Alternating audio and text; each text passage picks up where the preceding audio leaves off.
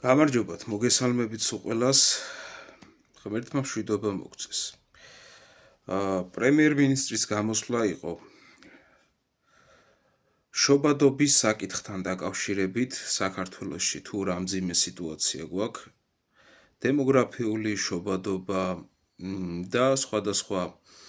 ესეთი პრობლემები, რომელიც დღეს რაღაცომღაც დღეს მოაფიქრდა ხელისუფლებას, რომ ეს პრობლემა არის,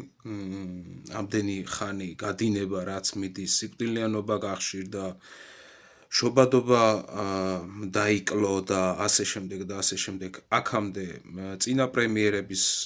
დროს საერთოდ ვერ ხვდებოდნენ, ან არ ხვდებოდნენ ამ ყველაფერს და მოკლედ დღეს გაახსენდა ჩვენ პრემიერ-მინისტრს იძახის ეს ადამიანი მაჩვენებელი აღემატება შობადობის მაჩვენებელს, რაც არის, რა თქმა უნდა, ძალიან მძიმე მოვლენა და ბუნებრივია შესვლა საჭიროებს, ასევე ქორწინება განქორწინების თანაფარდობის კუთხით მუდმივად უარესდება მდგომარეობა. და შობადობას რაც შეეხება ერთი საინტერესო დეტალია, ასევე რაც მიანიშნებს იმაზე, რომ სოციალური მიზეზი არ აქვს შობადობის შემცირებას. 90-იან წლებში პირველ რიგში, როდესაც ყველაზე მეტად უჭირდა ჩვენს ქვეყანას საბჭოთა სისტემის რღვევის შემდეგ, მაშინ იყო ბევრად უფრო მაღალი შობადობის კოეფიციენტი საქართველოში, ვიდრე არის დღეს. ანუ კიდევ ერთხელ სოციალური მიზეზი ნაკლებად აქვს ამ ყველაფერს და ასევე საინტერესო დეტალია, რომ მესამე და მეოთხე ბავშვის შობადობის ნაწილში 2014 წლიდან არის მომატებული მაჩვენებლები და არის სტაბილურად მაღალ დონეზე შენარჩუნებული. და მკვეთრად იკლებს და დრამატულად იკლებს პირველი და მეორე ბავშვის შვილის შობადობის მაჩვენებელი. აქედან კიდევ ერთხელ ჩანს, რომ სოციალური მიზეზი ამას არ აქვს, კიდევ ერთხელ მესამე და მეოთხე, მესამე და შემდეგი, ასე ვთქვათ. ნუ ეს სოციალური მიზეზი ამას არ აქვს, მე ვერ გავიგე რას ნიშნავს და რას იძახის, რას გულისხმობს ეს კაცი ამ სოციალური მიზეზი ამას არ აქვს. ნამდვილად ვერ ხვდები, რავი, თუ ვინმე ხვდებით, დამიკომენტარეთ, სოციალური მიზეზი ამას არ აქვს, ანუ მართლა ვერ ხვდები, ანუ და იქნებ გამარკვიოთ. და შვილის შობადობის მაჩვენებელი არის მაღალ დონეზე შენარჩუნებული, პირველი და მეორე შვილის შობადობის მაჩვენებელი არის მკვეთრად შემცირებული. რაც მიანიშნებს იმაზე, რომ გვაქვს სერიოზული, ასე ვთქვათ, სოფლმხედველობრივი გამოწვევა, რასაც პირველ რიგში უნდა დაუპირისპირდეთ. აი, სოფლმხედველური გამოწვევა, რომელიც რასაც უნდა დაუპირისპირდეთო. ზოგადად ამ კაცს როცა კითხეს ეროვნული რა არის, რას ნიშნავს, ჩვენთვის ეროვნული ცნობიერება და ესეთი რაღაც ცოტა საშიში რამე არისო და არ მიმაჩნიაო ნორმალურად რა ეს ეროვნული საკითხები, ეროვნული დამოკიდებულება და ასე შემდეგ. დღეს რაღაცომღაც გადაწყვიტა ამ ადამიანმა, რომ მოირგოს ეროვნული კაცის ნიღაბი, როგორც სხვა ყველა დანარჩენმა პრემიერ-მინისტრებმა, სხვა ყველა დანარჩენმა რაღაცა ძალოვანებმა თუ მინისტრებმა თუ სხვადასხვა წინა პრემიერებმა და მათმა კლანმა და დღეს გადაწყვიტა ამ ადამიანმა და თავისმა კლანმა მოირგოს, რომ რაღაც ეროვნული კაცის სტატუსით დაიმკვიდროს იმაში, რა ქვია, საზოგადოებაში ცნობიერება და პიარი რა, ესე რომ ვთქვათ, რომ მე ვიღაცა მიაძახოს, რომ რა ვთქვას, რომ რა მაგარი ეროვნული კაცია, რა მაგარი ეროვნული ადამიანია და ასე შემდეგ. აბა ერთი მოусმინოთ რას იძახის მე. დადებითი გაგებით საჭიროა შეიცვალოს ადამიანების სოფლმხედველობა, ინტერესი არის შემცირებული. სოფლმხედველობა შეიცვალოს. ქორწინების კუთხით და განქორწინების სტატისტიკაც კიდევ ერთხელ ამას აჩვენებს და ეს პირდაპირ აისახება პირველი და მეორე შვილის შობადობის სტატისტიკაზე. ძალიან მძიმე ტენდენციებია, თუმცა კიდევ ერთხელ ვიტყვი, რომ ეს არ არის მხოლოდ საქართველოსთვის დამახასიათებელი. ყველგან, სადაც ინტენსიურად და აქტიურად ვრცელდებოდა ეს ეგრეთ წოდებული ლიბერალური იდეოლოგია, ყველგან არის პრობლემა. ჩრდილოეთ ამერიკაშიც და კონკრეტულად ამერიკის შეერთებულ შტატებში ძირითადად მიგრაციის იმიგრაციის ხარჯზე იზრდება მოსახლეობა, სადაც არის კეთილდღეობის მაღალი დონე და სადაც აქტიურად ვრცელდებოდა ეს ეგრეთ წოდებული ლიბერალური ნუ მოკლედ არ გავაგრძელებ. ეს ადამიანი ლაპარაკობს იმას, რომ ლიბერალურმა მიდგომამ სხვადასხვა ქვეყნებში დაღუპა აი სწორედ ეს შობადობა, ოჯახური ტრადიციული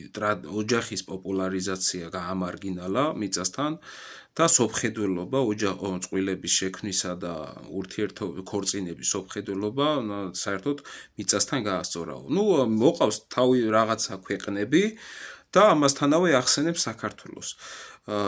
მე ძალიან მაინტერესებს, ხო არის ესეთი მუხლი კანონი არსებობს, როდესაც თანამონაწილე ხარ გარკვეული რაღაცა დანაშაულის და დღეს თუ რამე ელემენტარულია, თუნდაც იცი რამე დანაშაული ხდება,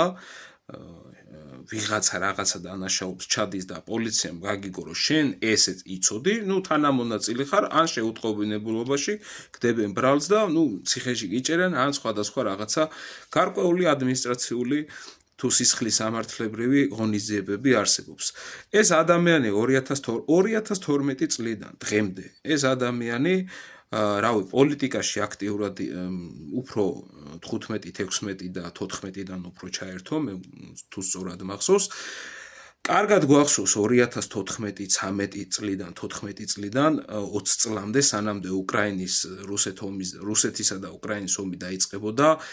რა ხდებოდა საქართველოში. რა ლიბერალური ავანგარდი იყო და ან ეს ლიბერალური მიდგომა როგორ იყო გამძაფრებული, ანუ მთელი რიგი კანონები როგორ იყო გამკაცრებული, თუნდაც აი ქალთა უფლება დამცველთა ვიღაცა არა სამთავრობო ორგანიზაციები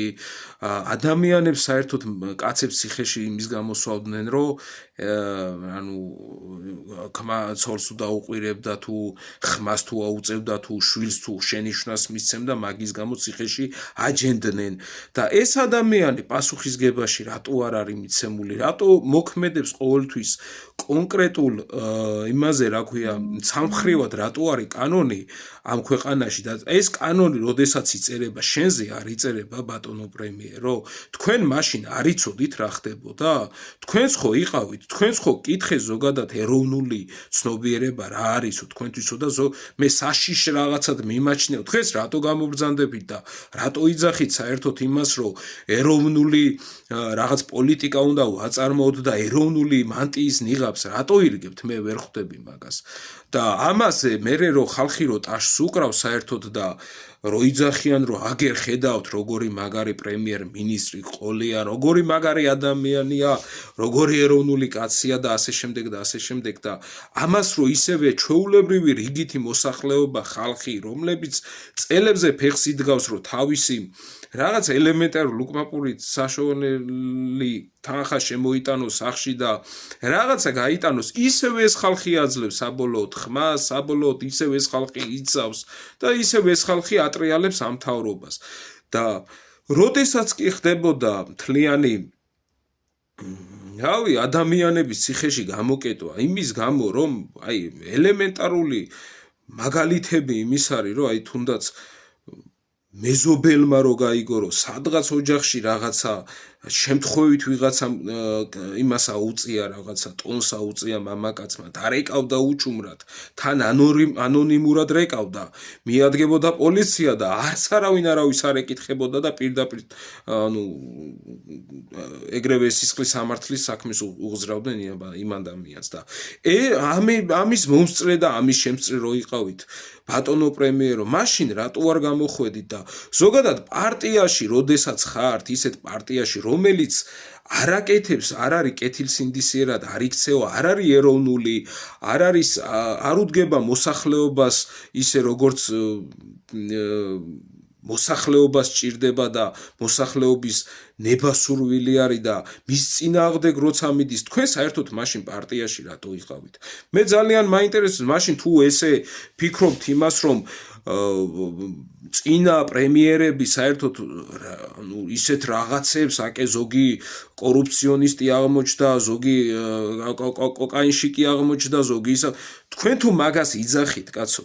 მე ძალიან რატო არ დატოვეთ პარტია დაგეტოვებინათ ხო კაი შეიძლება რაღაცა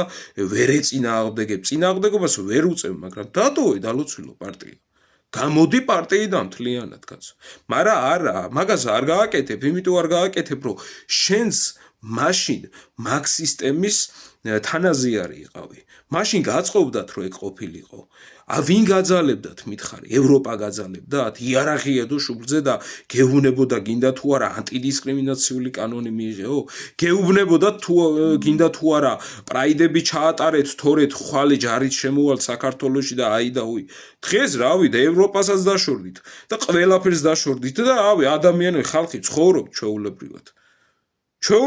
ცხოვრობთ რა და მაშინ რატო არ მიდიოდით მაგ ყველაფრის წინააღმდეგ თუ კი ვიღაცა რამეს გაძალებდათ არ ქონდათ პირში ენა ამოგეღოთ ხმა რატო მიიყვანეთ დღემდე და თქვენ ეხლა რას იძახით რომ დღეს ეხა შე რო გამოხვედი და სოფხედველობა უნდა შეუცვალოთ ამ ადამიანებს როგორ კომპიუტერში შეხვალ ენთერს დააწვევი და სოფხედველობა შეცვლი თუ რა თუ ტელევიზიებში გაუყვან იმას გააშუქებ ისეთ იმას რა ქვია ოჯახური ესე რომ ვთქვათ ბრწყალებში პროპაგანდისეულ რაღაც გარკვეულ სიუჟეტებს სადაც მოეწონება წყვილებს და შექმნიან ოჯახებს თუ რა მე თქვენ გეტყვი ქალი ქალს აღარ აგავს კაცო კაცი კაცს ყველა ერთმანეთის საკითხში ერევა ყველა თავისუფლებას გაიძახის ოჯახო დღეს რო ეს პრობლემა მოაგვარო გაცილებით მძიმე არის გაცილებით მძიმე არის, იმიტომ რომ მთლიანად დაწყებული იმიდან რა ქვია 2000 წელს და 2000 ზევით დაბადებული ასაკის მქონე გინდა გოგოები, გინდა ბიჭები, რავი, რომ გაიზარდნენ და დიდობაში რომ ჩამოყალიბდნენ 2016 წლიდან 16-17 წლის ასაკში ესმოდათ იმეებში ტევ-პირველში როგორ გააუპატიურა ვიღაცამ ვიღაცა როგორ მოკლა ქმარმა როგორ იძალა და ვიღაცაზე კაცზე და ესეთი რაღაცეები ვიღაცა ელისო კილაძის ნაირები რო შეუვარდებოდნენ ვიღაცას და რო აწიოკებდნენ და აბად იქ არასამთავრობოებს რო დააყენებდნენ და მთელი ამბები და ვიღაცა ასე შემდეგ და ეს პროპაგანდა რაც თქვენ აწარმოეთ LGBT პროპაგანდა თქვენ აწარმოეთ ანტი ოჯახური პროპაგანდა საქართველოში თქვენ მიეცით ყველას მაგის უფლება რომ ეს ეკეთებინა და დღეს გინდათ ეხლა ერთი გამოსვლით გინდათ რომ ელემენტარული ეს უცებ ჰოპ და ანუ მოკლედ და აი ოჯახური დამოკიდებულება და ისა ოჯახური პიარი გავაკეთოთ და მოდი და დავაოჯახოთ ხალხი ჯერ როგორ უნდა დააოჯახო ხალხი როდესაც შობადობა არ აქვს საერთოდ და ხალხი გარბის ქვეყნიდან საერთოდ ქვეყნიდან ხალხი გარბის ბიჭო რა სიძახი ვინ უნდა დააოჯახო ვინები არაბები იმიგრაციაო რო იძახი ხო იმიგრაციის ხარჯზე არის გაზრდილი საქართველოში კიდე მოსახლეობა სხვისკენ რო იშვერთ შენთან არის შენთან ხდება შენს ქვეყანაში იმიგრაციის ხარჯზე არის მოსახლეობა გაზრდილი და მანქანებიც იმიტომ არის მომატებული ახალი კანონი რო გინდათ რომ შემოიტანოთ 6 წელზე ქვევით მანქანის შემოსვლა არ მინდაო იმიგრაციის ინდოელების და პაკისტანელების და სხვადასხვა უჯიშო ხალხის ჯიშმოწყნული ხალხის გამო არის გაზრდილი აქ საქართველოში რომ ჩანდეს რომ საქართველოში საზოგადოება და რაღაცა არსებობს შექმნით ისეთი პირობა გააკეთეთ თუნდაც აი ელემენტარული მრავალშვილიანებს დაეხმარეთ ოღონდ ისე კი არა რაღაც შინაურულად რო ვიღაცას რო გადაურეკავს და აი ეს ჩემიანია და გეხვეწები იქნება რაღაცა კომპენსაცია ან თუნდაც აი ეს პროგრამაში ჩავაჯინოთ არა გენაცვალე მიიღეთ კანონი ისეთი ვისაც სამი შვილი ეყოლება ან თუნდაც ვინც ოჯახში იკვნის პირობითად რაღაცა $5,000 პაკეტი ან რაღაცა ლარი გადაეცით სახელმწიფომ ან თუნდაც კაცო 2000 გადაეცით, კარგით შეიძლება ბიუჯეტი არ გეყოთ. მარა ეგ ცოტა ტყუილია, მაგრამ რაღაცა ესეთი პაკეტი შექმენით, ფულადი დახმარება შექმენით, როდესაც ოჯახები შექმნიან ახალი ოჯახი რო დაოჯახდება და ოჯახი რო შეიქმნება, სახელმწიფომ გადასცეს თუნდაც ფულადი პაკეტი 2000 ლარი, 3000 ლარი რაღაცები გააკეთეთ. ვინცაც ორი შვილი და სამი შვილი ეყოლება, იმათ სახლები მიეცით, კაცო, ელემენტარული თავშესაფარი კონდეს, მესამე შვილი რო სადღაც დააბინაოს რა და აღარც ის იქნება მერე გენაცვალე სადღაც მიწაზე შემოღობები, ბლოკებით აშენებები და უკანონო მშენებლობები აღარ იქნება. თქვენ ხალხზე არ ზრუნავთ გენაცვალე და ხალხმა თავის თავზე მაინც ხო უნდა იზრუნოს რა. გააკეთეთ ესეთი გააკეთეთ, აბა თუ რამის გამკეთებლები ხართ, კაცო. სამშვილიან ოჯახს პირობითად მიეცით სადღაც ნებისმიერ უბანში ოროთახიანი ბინა, ერთოთახიანი მიეცით და მიეცით. ქონება მიეცით. ფულად დახმარებას ნუ მისცემთ. ქონება მიეცით. ვინც კიდე ახალი და ოჯახებული იქნება, იმას პირობითად რაღაც ამახალისებელი ფულადი დახმარება მიეცით. რა ვიცი. რავი, მე მგონი იდეალური რაღაცა არის, რომ დღეს ადამიანს ვინმეს მოუნდეს ოჯახის შექმნა. და ის აკონტროლეთ, რომ ფიქტიური ის არ იყოს ოჯახის შექმნა და სახელმწიფოს გაღლეტვის გამო არ შეიქნებოდეს ოჯახები. ეს ჩვეულებრივად უნდა კონტროლდებოდეს. რავი, სპეციალური სამსახურები უნდა შეიქმნას და რა ვიცი, ახლა ადამიანები, როდესაც შექმნიან აქ და როდესაც თუ კი მიიღებთ მასეთ კანონ პროექტს, რომ რაღაცა ესეთი მოხდეს, რომ ახალ შეწყვილებულებზე ფულადი დახმარება, ან თუნდაც მესამე და მეოთხე შვილზე რომ რაღაცა ბინა გადასცეთ და ასე შემდეგ და ასე შემდეგ, რა თქმა უნდა, მაგას თავისი აუდიტის და თავისი კონტროლის სამსახური ჭირდება და ეს ყველაფერი უნდა კონტროლდებოდეს, თორე ბევრი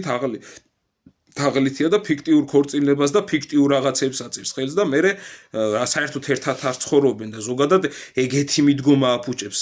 ყველაფერში სიტუაციას რა, ანუ ზოგადად ჩვენ ხო საქართველოში გვახასიათებს, რომ საიდანაც გამოსაწყველია ყველაფერი იწველება და მე შესაბამისად მოდის ისეთი მდგომარეობა, რომ საერთო საქმე ფუჭდება ხოლმე რა მაგალითად და რა ვიცი, აბა უნამუსობა, ბიჭო, მაგას რო იძახი, კაცო. მაგას რაღაცო იძახი საერთოდ, მაგას ერთი, ანუ ისეთი განცხადებით გამოდი ადამიანო, რომ შენი თავი დაადანაშაულე, რომ იცით რა, მეგობრებო, ესეთი სიტუაცია არის, რომ ოჯახების შექმნა შემცირდა, შობადობა შემცირდა, განქორწინებები არის და ასე შემდეგ და ბოლოში თქვი, რომ მეგობრებო, ეს ყველაფრის დროს, რავი, აი მეც ძალიან ცუდ სიტუაციაში ვიყავი და მეც ერთ-ერთი თანამონაწილე, რაღაცა ესეთი ცოტა მოსაბოდიშებელი რაღაცა ისეთი მაინცა თქვი, რომ ცოტა ხალხმა დაიჯეროს, რომ გურწფერად ლაპარაკობ ადამიანი და გეგონება შენ არ იყავი მაგის თანამონაწილე მაგ ყველაფრის, ხო? ხო და მანდედან გამომდინარე, რავი, ადამიანებმა კაცო, უნდა ვიყოთ ესეთ რაღაცებზე უნდა მივაწვეთ და უნდა უთხრათ, რომ ესეთი რაღაცები უნდა გააკეთდეს. და ზოგადად სახელმწიფომ უნდა აიღოს საბოლოოდ, კაცო, რანი ვართ საქართველოში და ძალიან ცოტანი ვართ დარჩენილები. უნდა მქონდეს ყველას ისეთი შესაძლებლობა, საშუალება, რომ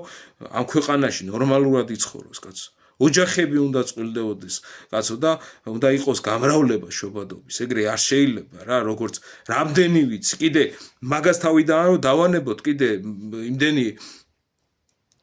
ისა დაავადებული ბავშვი არის სხვადასხვა სენით რო იტანჯება და ხალხი მათხოვრად გადაიქცა და Facebook-ში ლაივებს წერენ და ხან ისა რომ ხალხო 5 ლარი დამეხმარე და იმიტომ რომ ბავშვი ყავს გადასაფრენი და რაღაცა და ეს შექმენით პაკეტი რაღაცა ჯანდაცვის საერთო სისტემის პაკეტი გააკეთეთ ისეთი რომ ადამიანი რომ მოვიდეს რაღაცა პროცენტებს კი არ იხდიდეს მაინც არა მე მირჩევნია ჩემი ხელფასიდან, კაცო, ის თვეში რაღაცა საშემოსავლოა თუ რაღაცა თუ არ ყოფნის ცოტა მეტი გადავიხადო, კაცო, არაა პრობლემა. მეც გადავიხდი მაგის დედაცვატირი, რომ მე და შენ და კიდე სხვას და სხვას პირობითად, რომლებსაც რაღაცა ატკივდება, ნებისმიერ კლინიკაში მივიდნენ და სრულიად უფასოდ ჩაიტანონ გამოკვლევა. ეს კომპიუტერული ტომოგრაფია იქნება, რავი, ხერხემლის თუ რაღაცის და თუ რაღაცის რა. არ შეიძლება რა მასე რა მეგობრებო რა. ამაზე უნდა მივაწვეთ რა და უნდა უთხრათ რა ყველამ რომ ესე არ შეიძლება რა კაროჩე რა. დღეს გამოდის უნამუსოდ გამოდიან და იძახიან რომ აუ ადრეო ლიბერალური ის იყო კანონები იყო და გვაძალებდნენ ამ ყველაფრესო და მოგეხსენება იმიგრაციის ხარჯი. გეგონება შენ ქვეყანაში არ ხდება. გეგონება შენ არ იყავი მაგის თანამძრახველი კაცო. ელემენტარული ბიჭო ხალხს ბოდიში მოუხადეთ რაც გააკეთეთ მაგის დედავატირი და ეგება რაღაცა ხალხის თვალში მაინც დაიმსახუროთ ნორმალური შეხედულება რა. კარგით რა მეგობრებო ამის თქმა მინდოდა რომ რავი აი ესეთი უნამუსობა ეხა როგორი რაღაცა იცი რომ ადამიანმა რავი ვიღაცა წინა ცხოვრებაში ან თუნდაც 2 წლის წინ რაღაცა გააფუჭოს და შენ იყო იმაში დამნაშავე და გამოდიოდი და აუ ეს რა ხდებოდა ეს რა ხდებოდა იქ და შენ თავზე რო ლაპარაკობ რა შენ თავზე რო ლაპარაკობ ერთის გამახსენდა ანეკდოტივით იყო კაც უთხარი მეთქი მანქანა გამიკეთე მეთქი და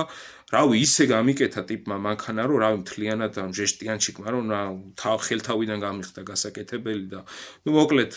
მაგკაცთან ფული მქონდა გადახდილი ყველაფერი და გავიდა რაღაცა წლები გავიდა მოკლედ და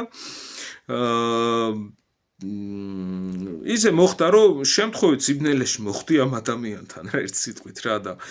ძმაკაცმა წამიყვანა რომ მაგარი პლასმასშიკიაო და იქვე ჟესტიანჩიკი მოდი ის ხო და უყურებს ახლა ამ ჩემ მანქანას ვინ გააკეთაო მე მაგის დედა მოვტყანო რანაირი გაკეთებულიაო ესო გავხედე სიბნელეში და თავის თავზე არ ლაპარაკობს ეს თვითონ თავის გაკეთებულზე ტიპი იძახდა ვინ გააკეთა მაგის დედა მოვტყანო წლების მერე რა ყოველზე აი ესეთი რაღაცა მოგდით თქვენ რა ბატონებო რა და კარგით ზარღვის ხო არსებობს და სირცხვილის და ნამუსიც ხო არის მაგას ნუ გაახსენებთ საერთოდ რომ ადრე ესე იყო და ისე და ისე თქვი რომ გვაქვს ეს პრობლემა და ვაგვარებთ ამით კიდევ ერთხელ გეუბნებით შექმენით გარკვეული დახმარებები გარკვეული რაღაცა პროგრამები შექმენით რომელიც 3 შვილზე ბინას გადასცემთ და 4 შვილზე კიდე ბინას გადასცემთ და აგერ ნახეთ როგორ გამრავლდება ხალხი ახალ შექმნილ დაუჯახებულ წყვილებს კიდე რამე ფულადი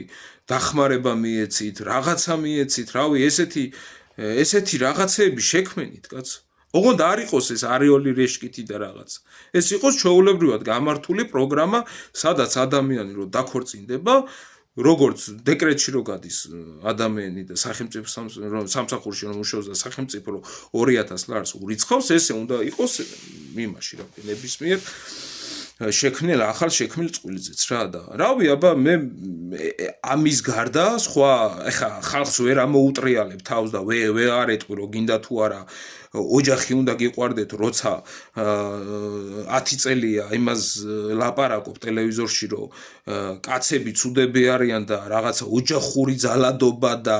ოჯახი და იქ იმას ფორმულაზე იმას უშვებენ რა ქვია ჩემი ცოლის დაკალებს და ოჯახის მარგინალიზაცია რო დგებოდა და მთელი როგორ ჯოჯოხეთად აჩვენებდით ამ ახალ თაობას და რამდენი ოჯახები დაანგრიეთ თქვენ დედას შევეცით და დღეს იძახით უი გუში რა ხდებოდა არ ვიცოდი რამდენი ადამიანი გამოკეტეთ ციხეში და რამდენს გაუნწერეთ სიცოცხლე? კარგი რა ბიჭო, კარგი რა. ცოტა ტვინი გაანძრიეთ და ცოტა სირცხვილი იქონიეთ რა, კაროჩე რა. თავხედობა მართლა მეტი არაფერი რა. კარგად იყავით აბა.